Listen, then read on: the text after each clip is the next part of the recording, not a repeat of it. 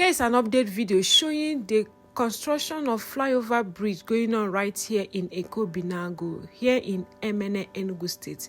This is along the Enugu-Abakaliki Expressway, which is also the Trans-Saharan Road, as this road is also leading to Ebonyi State, Cross River, and Cameroon.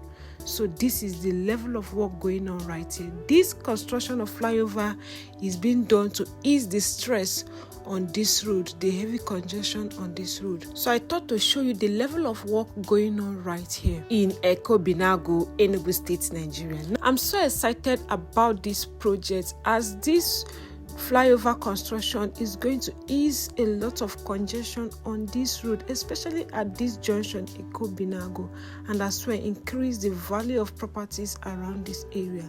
And currently we have a property going for 9 million naira around this Eke Obinagu, which comes with a C of O, which is Graceland Estate. So you can secure that property right now before this road is completed, because once this flyover bridge and this dualization of this road is completed, the value of properties along this area is going to appreciate massively.